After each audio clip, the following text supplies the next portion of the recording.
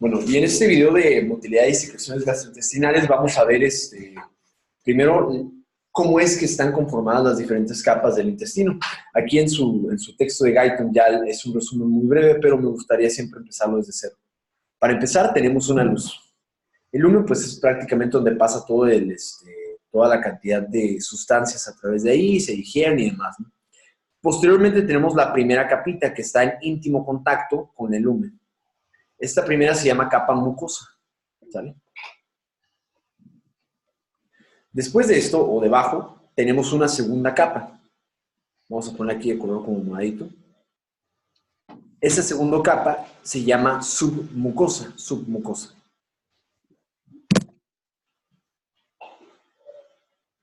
Y más o menos entre la mucosa y la submucosa se encuentra una capita que se llama muscularis mucosae, que ustedes la escucharon por primera vez en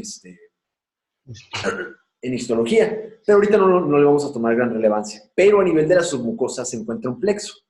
De hecho, estas neuronas en algún momento derivaron de una capa de células que se llaman células de la cresta neural. Células de la cresta neural. O sea que pueden pensar que, al igual que el sistema nervioso periférico, también tuvo que migrar en algún momento hasta llegar acá. Cresta neural, ¿sale? Y este tejido derivado de la cresta neural, al igual que el otro, se le conoce como plexo submucoso. Plexo submucoso. También tiene un nombre más rimbombante, que se le llama plexo de Meissner, así es. Plexo de Meissner. Y bueno, se encuentra entre la mucosa y la submucosa. Vamos a mencionar ahorita unas características de la submucosa y mucosa. Para empezar, sepan que prácticamente todas las glándulas que vamos a ver se encuentran principalmente limitadas a la submucosa. Esto es cierto para prácticamente todo el tracto gastrointestinal, con excepción de uno. Entonces, submucosa, el dato importante es que aquí se encuentran todas las glándulas, todas las glándulas.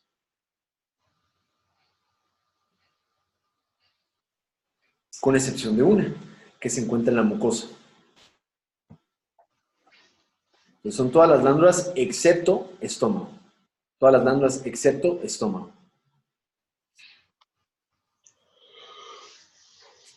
Porque en el estómago se encuentran principalmente en la capa mucosa, ¿vale? Muy bien. Después de esto, entonces ya tenemos la mucosa, la submucosa, y no está muy loco o muy tonto pensar tampoco que el plexo submucoso, plexo de Meissner, pues principalmente se encargue por su ubicación anatómica de controlar las secreciones. Porque se encarga de controlar no solamente a la mucosa, sino también a la submucosa. Entonces, la regulación de la submucosa, la regulación de la mucosa se está dando gracias al plexo submucoso o plexo de Meissner. Entonces, long story short, plexo submucoso regula secreciones. Regula secreciones. Ok, ¿está aquí todo bien? Sí. Excelente. Ahora, después de aquí tenemos una capa que se llama la muscular propia. La muscular propia tiene prácticamente dos divisiones. Tenemos una por acá y otra por acá. Entonces son dos capas en realidad de músculo.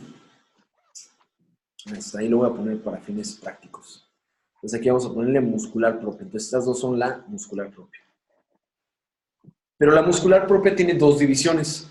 La que está hasta el centro se le llama capa circular. Y la capa externa, o más a la periferia, se le llama capa longitudinal o músculo longitudinal. Entonces, vean la cámara, niños. Sería entonces, mientras uno se encarga, el de hasta dentro, de constreñir como si fuera una especie de esfínter, el otro se encarga de empujarlo hacia enfrente. Entonces, de hecho, estas son prácticamente las zonas peristálticas. Entonces, mientras uno constriñe, el otro empuja. Entonces, son prácticamente dos capas. Entonces, la capa de la muscular propia, que tiene la circular y la longitudinal, se encuentra prácticamente en todos el tracto gastrointestinal, con excepción de un sitio. En un sitio tenemos una capa extra entre la circular y la longitudinal, que se le llama capa oblicua. Esta capa, en vez de ser, no es horizontal como las células circulares, ni tampoco longitudinal, sino que es como así, oblicuo, como más o menos en una especie de... Y esto tiene mucho sentido porque es como una especie de lavadora, porque como que revuelve cosas. Entonces, ¿dónde creen que se encuentra esta capa? En Así el es. estómago. De hecho, entonces, todo el tracto, el duodeno, el esófago, todo tiene circular y longitudinal. El único que tiene una capa extra es en el estómago, donde existe la capa oblicua. ¿Sale? Y hagan de cuenta que entre la capa circular y la capa longitudinal se encuentra un conjunto de células que también son derivadas de la cresta neural, al igual que el plexo submucoso, solo que este se llama, que también es derivado de la cresta neural, que se llama plexo de Auerbach. Auerbach, así es, o mientérico, de la cresta neural, y se llama plexo mientérico o de Auerbach.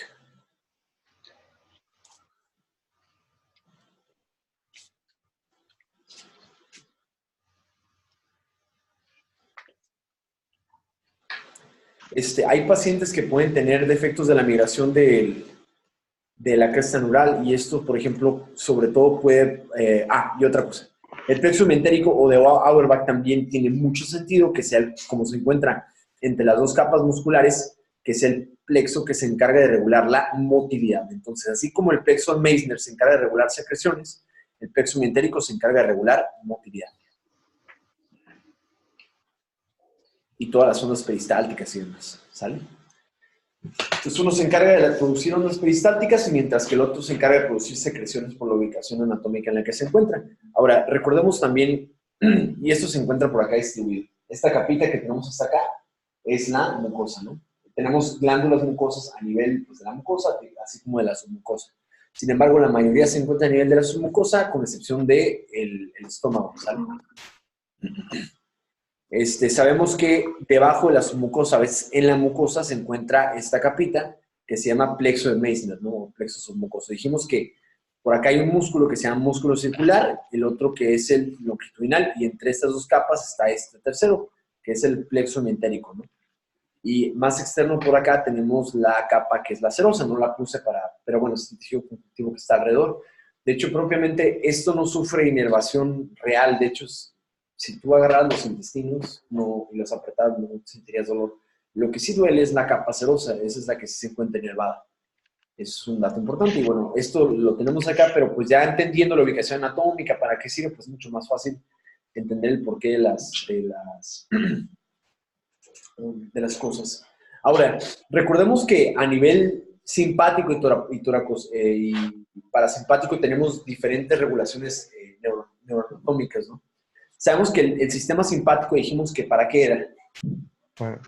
Para Lucha o huida. Lucha o huida, ¿no? Entonces, por ejemplo, acá podemos poner que el sistema nervioso autónomo simpático se encarga principalmente de ejercer un efecto importante en corazón, importante en músculo esquelético, en pulmones. Pero dígame, si estuvieran corriendo un dinosaurio, ¿tendrían una aplicación? No. Deberían pensar que los efectos inhibitorios predominantemente son del sistema autónomo simpático, ¿verdad? Entonces, el sistema autónomo simpático inhibe tanto al plexo submucoso de Meissner como al plexo mientérico de Auerbach. Normalmente lo hacen mediante un receptor que es el receptor alfa 2, que está acoplado a una proteína que inhibe la mayoría. Esto no lo contenemos. Y la siguiente... No se escucha mucho. Es que no se escuchaba bien. No se escucha bien. Ok, déjenme ir. ¿Ya? ¿No? Un poquito. ¿Y ahora? Sí. Sí. Ok, entonces, el sistema nervioso autónomo parasimpático, por el contrario, debería ejercer un efecto estimulador sobre el tracto gastrointestinal. Entonces, recuerden que el parasimpático es para dormir y digerir, dormir y digerir, dormir y digerir. Excelente. Entonces, el parasimpático ejerce un efecto estimulatorio sobre el plexo submucoso, así como sobre el plexo mientérico de Auerbach, ¿sale? ¿Y qué receptor sería? En su mayoría debería ser M3. En su mayoría. Luego veremos algunas excepciones. Pero sí, en su mayoría es M3 y debería ser estimulado por acetilcolina. Ahora, también recordarán que el parasimpático se encontraba en diferentes sitios, ¿verdad? Teníamos los pares craneales y teníamos las divisiones sacras, ¿no? Que va de S2 a S4. Sí. La división de pares craneales, ¿recuerdan cuáles eran?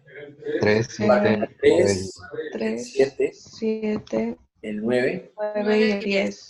excelente, y el 10. Ahí les va. De estos, el 7, el 9 y el 10 tienen relevancia gastrointestinal, así como el S2 y el S4 también tienen relevancia gastrointestinal. Ahorita vamos a ver hasta dónde o qué es lo que cubre. Entonces, el pal cardial número 7 normalmente tiene un núcleo parasimpático que se llama núcleo salivar superior. El 9 se llama núcleo salivar inferior. Esto significa que predominantemente se encargan de inervar glándulas salivares.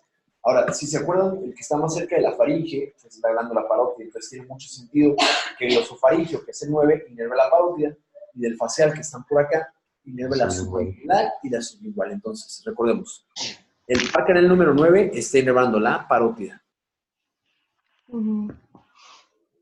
Mientras que el par canal número 7 está inervando la glándula sublingual y submandibular. Luego hablaremos un poquito más de esto. Mientras que el 10º par craneal no inerva como tal las glándulas, sino que más que nada se encarga de toda la regulación de motilidad desde la orofaringe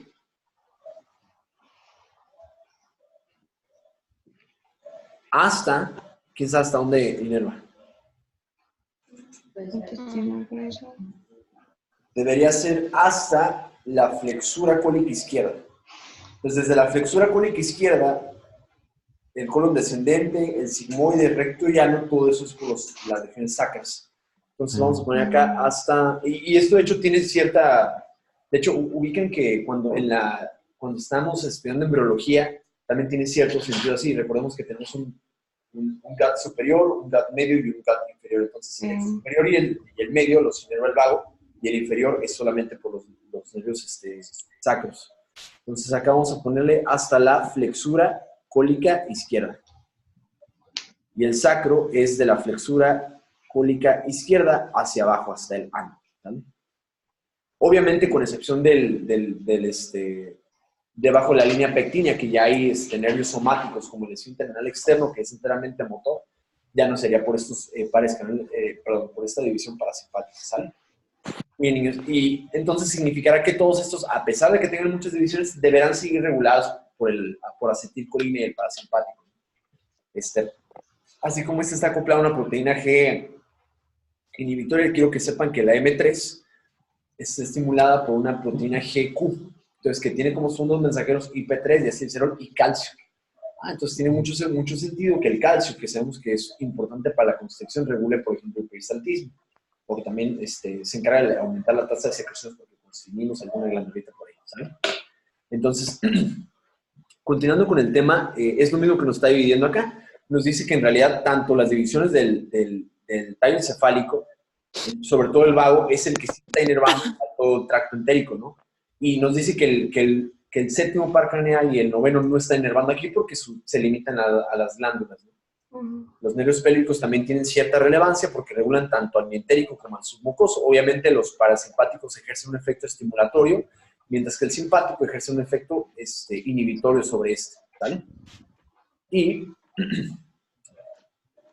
normalmente la idea es que aquí están como tal, podemos ver que el parasimpático llega al plexo mentérico, pero también se puede meter hasta el submucoso, ¿sale? Ahora, vamos a hablar un poquito de estas neuronas. Aquí hay un conjunto de neuronas que son neuronas sensitivas. Esas se encargan de evocar también reflejos y algunas se comunican con el vago. Y son prácticamente de dos sopas. Aquí tenemos, y bueno, se encargan de inervar todo lo que esté en contacto con acá. Entonces, por ejemplo, el axón está por acá y percibe toda la cantidad de comida que llega ahí. Entonces, tenemos dos tipos de receptores. Tenemos, para empezar, mecanoreceptores.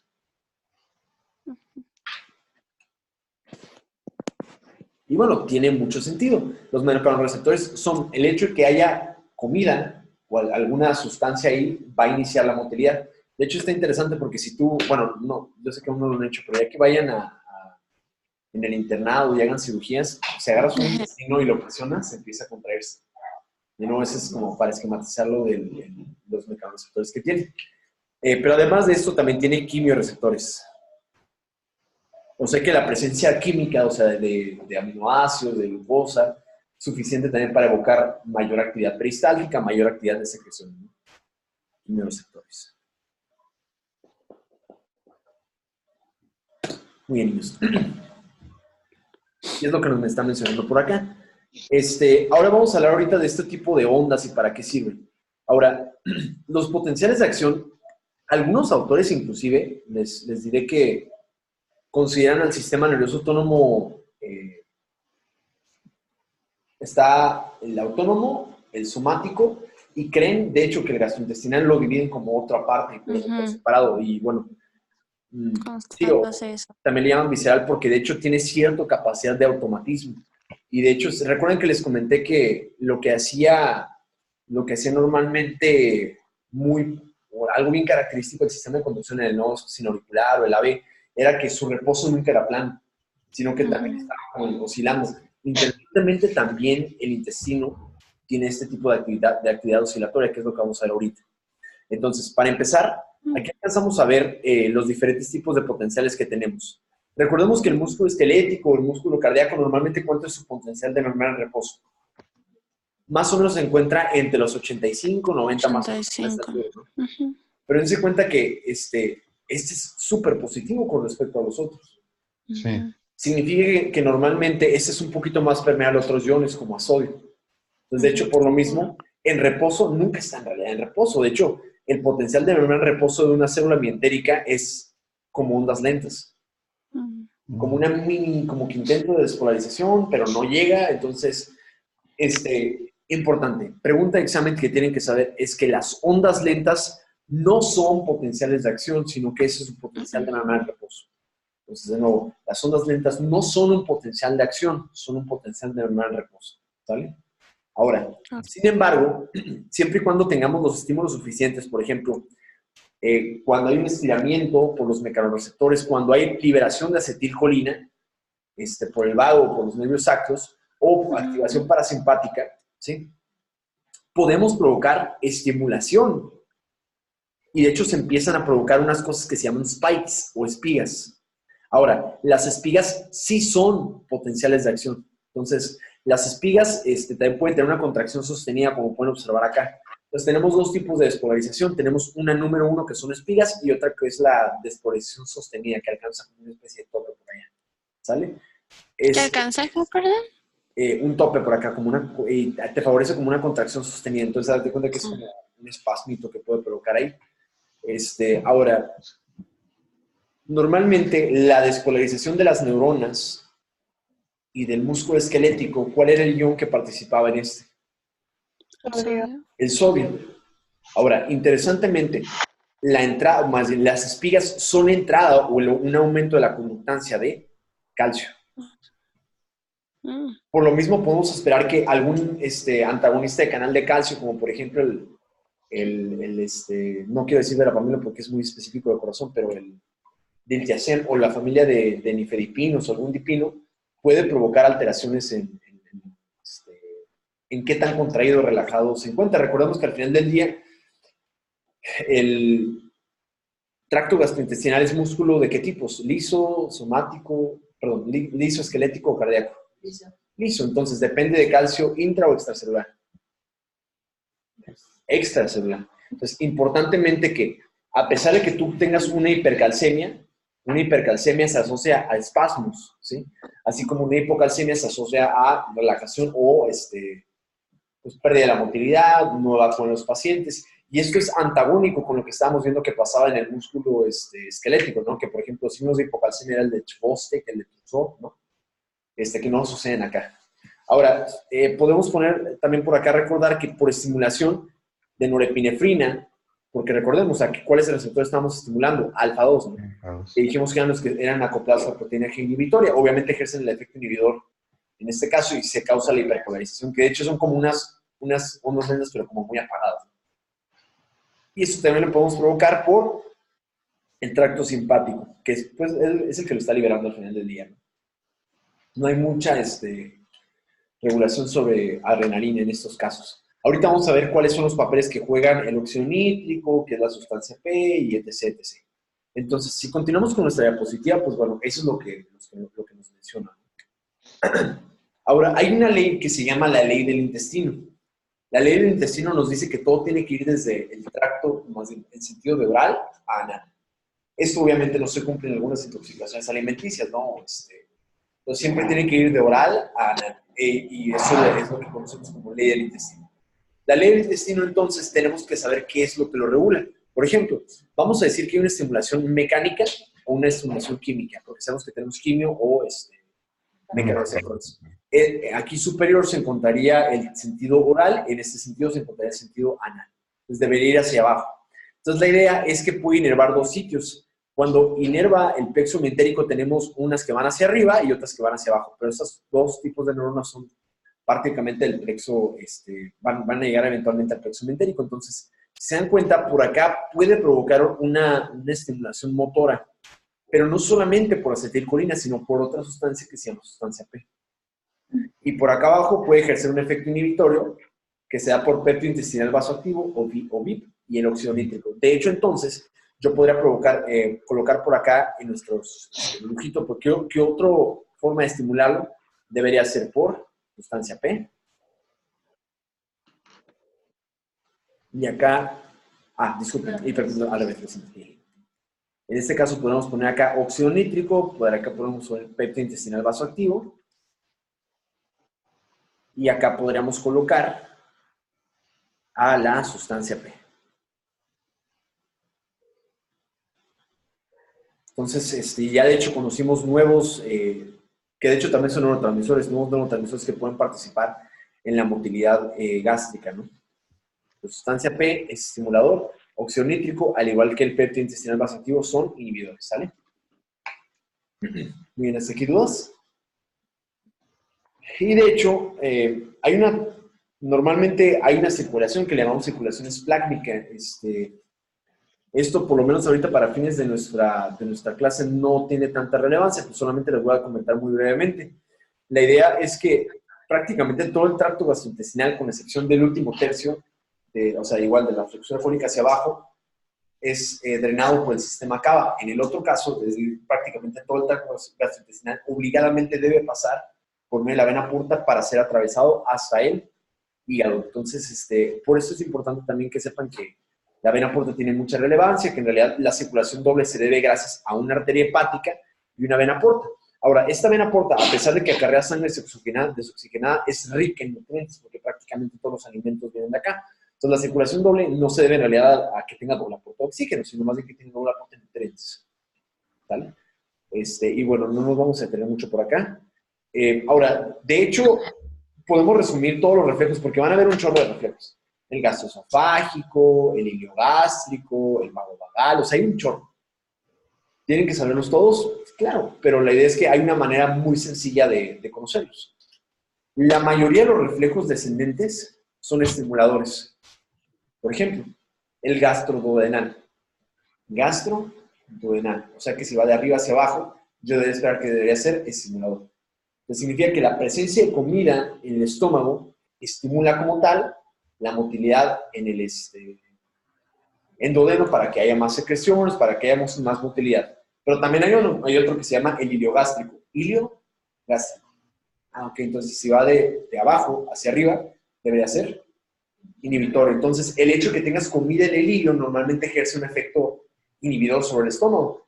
Y de hecho, la idea es que entonces no tienen que saber todos los reflejos, solamente vean el orden de las palabras.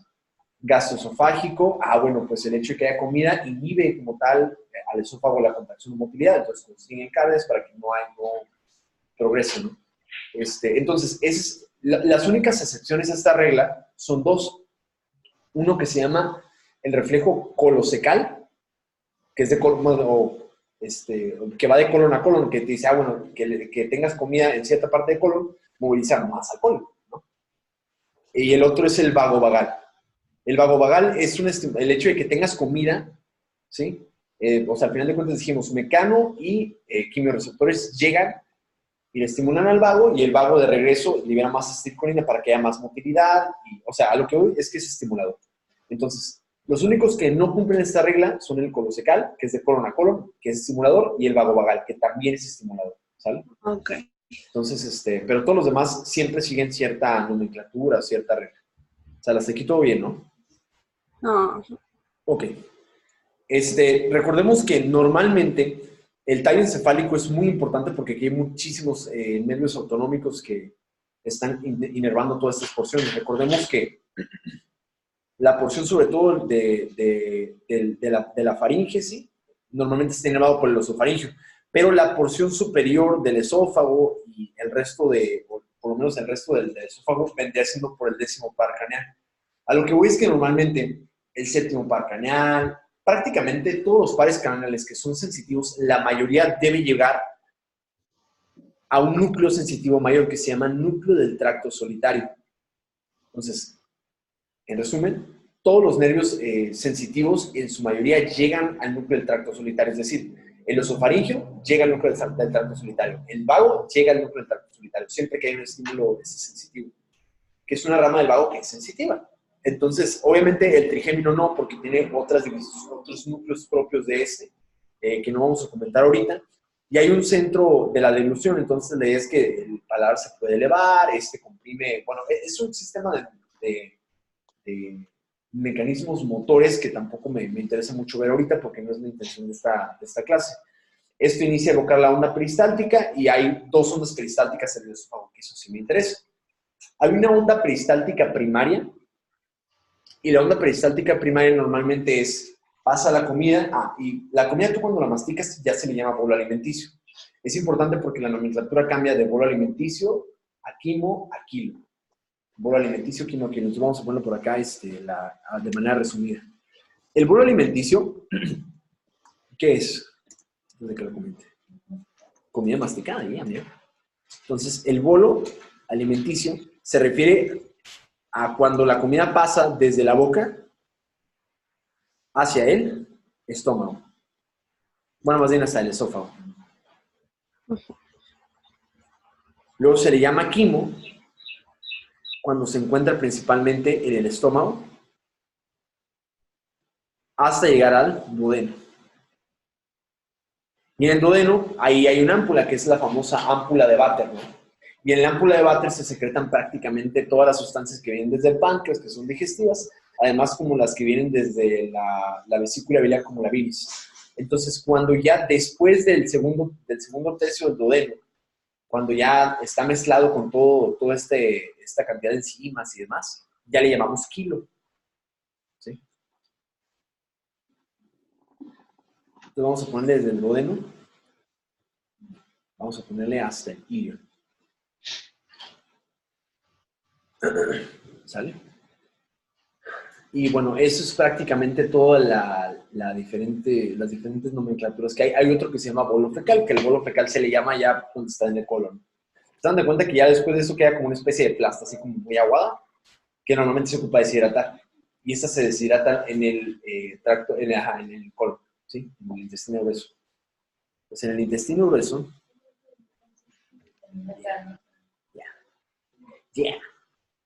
porque las bacterias producen mucha vitamina K, ¿no? Intestino grueso, bolo fecal. Y les van a preguntar también normalmente cuál es la función del intestino grueso, porque no lo voy a mencionar. Normalmente el intestino grueso se encarga de reabsorber absorber agua y electrolitos solamente, agua y electrolitos. Entonces deshidratamos para que se ponga dura y tiesa y pues, porque ni os dudas. Absorbe agua y electrolitos. Así es, porque recuerden, en el tracto gastrointestinal reabsorbemos todos los nutrientes, ¿no? Todos los nutrientes que comentamos anteriormente, ¿no? Que eran la nemotemina de hierro, el folato, todo lo demás, y la P12. Y lo que nos queda, o el remanente, vendría siendo lo que se encuentra en el colon, y pues lo reabsorbemos con la cantidad de agüita. Entonces, todas las vitaminas se absorben La mayoría se reabsorben en el yeyún. Ah, ok. Y tenemos una onda peristáltica en el esófago, que es la primaria y la secundaria. Normalmente la primaria es la que es evocada solamente por un reflejo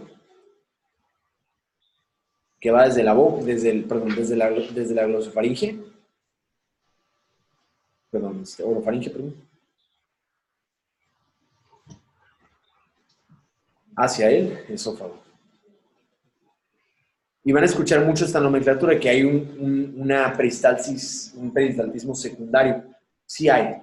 pero bueno, no sé si les pasa, pero a mí sí me pasa muy seguido. Cuando comes como no masticaste bien tu alimento y comes un trozo gigante y sientes como que se va a reventar el esófago o que no avanza, normalmente el hecho de que esté ahí la comida normalmente provoca una contracción más enérgica y más pesada. O sea, si la comida se quedó ahí o hay remanentes, o sea, dos escenarios. Si comiste demasiado o te queda un poquito de alimento ahí, hay una onda peristáltica secundaria que se trata de evacuar este último cacho de comida que te quedó. Entonces, eso es la onda peristáltica secundaria. Entonces, pasa después de que comiste un alimento muy grande o el segundo caso de que pues, no Masticación. o te quedó el remanente, ¿no? Y muy bien, entonces, eso respecto a esto. Sepan que el núcleo sensitivo más importante que tenemos se llama núcleo del tracto solitario, que predominantemente es una división del 10º paracranial, que es el vago, ¿sale? Aquí ya les puse una especie de esquemita muy práctico. Si se ponen a pensar, acá tenemos la glándula submandibular, la glándula sublingual. La submandibular es la que se encuentra abajo de la mandíbula y la sublingual es la que se encuentra aquí abajito. Y la parótida es la que se encuentra acá, es muy grande. Obviamente, más del 90% de las secreciones provienen desde la parótida. Sepan que normalmente la parótida está inervada por el glosofaringeo, ¿sale? Mientras que la submandibular y la sublingual están inervadas por el nervio facial. Hasta ahí todo bien, ¿no? Y aquí les dice, ¿no? Que es el núcleo salivar superior e inferior. El salivar superior dijimos que es el que va al facial y el inferior es el que va al glosofaringeo. Hasta ahí todo bien, ¿no? Les voy a comentar muy brevemente la inervación de la lengua. La inervación de la lengua tiene 3 partes. La porción anterior, la que está pues, no tan posterior y la que está hasta mero atrás. Pues la que está hasta mero atrás es inervada por el 10º par craneal. La que está muy atrás, pero no tanto, es el 9º par craneal, que es el glosofaringeo, y todo lo demás de anterior, es decir, como acá, está dado por el 7º par craneal. Entonces, el 7º par craneal es muy importante, sobre todo para el gusto, ¿sale? Es para el gusto. Entonces, no solamente se encarga de mover ahí las expresiones, sino que también es sensitivo para el sabor. Ahora, es diferente que sepan que la percepción del sabor no es la misma que la de dolor y temperatura, ¿sale? Entonces, normalmente todos los sabores están acarreados por el par craneal número 7. Pero el dolor y la temperatura, si algo te quema o algo te duele en la lengua o, por ejemplo, comiste chile, que en realidad no es un sabor, sino que es como similar al dolor. Entonces, en ese caso, el par craneal que inerva toda la lengua es el 5º par craneal, que es la rama del trigémino. Entonces, a manera de resumen, para saborear algo, 7º par craneal. Y mientras más atrás estés, más se divide el 9º y la porción hasta atrás es el 10º par craneal, ¿sale? Y el 5º par craneal se encarga sobre todo de la inervación sensitiva, pero es la protopática, que es dolor y temperatura, ¿sale? Si algo te quema mucho, está muy frío o te duele. Además de aquí, esto último no se los van a preguntar, por eso no hice tanto énfasis. Lo que sí hacen es comúnmente pregunta de exámenes, ¿qué tipo de secreción tiene la sublingual, submandibular y la parótida? Aquí ya se los resumí por acá en este esquemita. Normalmente, la parótida, el tipo de secreción es enteramente cerosa. Es decir, en su mayoría es como agua y electrolitos. No es tan espesa. Agua y electrolitos. Pero tanto la submandibular y la sublingual, todo ese tiempo estoy diciendo submaxilar. La submaxilar y la sublingual normalmente es un fluido mixto. Aquí, normalmente en este libro, que es parte de fisiología esencial de Netter, nos dice que uno es mixto y otro es mucoso. Sin embargo, según la bibliografía de Guyton, que es la que vamos a utilizar, tanto la submaxilar y la sublingual, ambas son mixtas. Entonces, es como el final fact, ¿no? Entonces, parótida cerosa, submaxilar y sublingual, mixta. Es decir, es como un poquito mucosa, pero como combinado con lo ceroso. Entonces, nos da cierta mezcla ahí medio rara. ¿Sale todo bien hasta aquí? Sí. Ok. Aquí voy a terminar este video. Y este fue el resumen de motilidad y